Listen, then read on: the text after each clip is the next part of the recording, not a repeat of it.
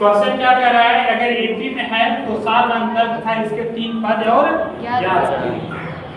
तो बच्चों इधर ध्यान दो, एपी में कब होता है, एक क्वेश्चन आपका दिया है 2, 4, 8 और 16। एपी का रूल ही क्या होता है कि यह एक डिजिट है और डिजिट का एक ग्रुप है ना, जिसको हम क्रमबद्ध तरीके में रखते हैं। क्रमबद्ध तरीके में रखते हैं तो उसका डी हमेशा बराबर समान आता है, मीन सार अंतर समान आता है। तो यहाँ पे मैं पहले बात करूंगा, डी निकाल के देखूंगा। अगर मैं डी इसका समान आ जाएगा तो हम समझेंगे कि ये क्या है, हमारा एपी में है। तो डी निकालते हैं। पहले क्या करते हैं, D1 इक्वल टू क्या होता है, D2 minus A2 minus A1, यही ना होगा बच्चों। तो कुल कितना होगा, 4 माइनस 2 इक्वल टू, अब D2 भी निकाल करके देखते हैं इसका, तो क्या होगा, A3 माइनस A2 कितना, A3 आपका A है, A2 ये है, तो कितना 8 माइनस 4, तो कितना हो गया 4। अब ये बताओ D1 और D2 दोनों बराबर है क्या, बराबर है। D1 not equal to D2, जबकि AP का रूल क्या है कि इसमें D हमेशा समान है ना, जो सार अंतर होता है वो समान होता है। तो यह AP में हमारा है, नो सर, नहीं। तो क्या लिखेंगे, या AP में नहीं है। यह मतलब क्या, ये ठीक है, AP में नहीं। सॉल्यूशन लिखोगे तो पहले ये फिर लिखोगे तुम लोग, है ना। दूसरा क्वेश्चन आप लोग देख लो, दूसरा क्वेश्चन देखते हैं क्या है। दूसरा क्वेश्चन बोलेंगे 2, 5, 2, 3,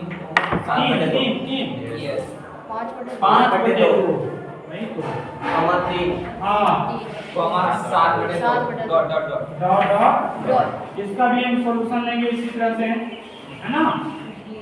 क्या लिखे, 2 5/2 3 7/2।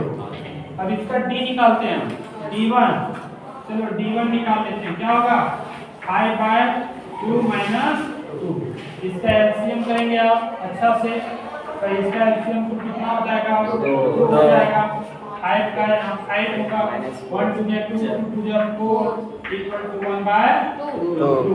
फिर D2 निकालेंगे, इसका D2 निकाल के देख लीजिए, 3 माइनस 5/2 कुल कितना होगा, इसका भी 1, यहाँ एलसीएम ले 2 3 दूनी 6 माइनस 5 इक्वल टू कितना हुआ, 1/2।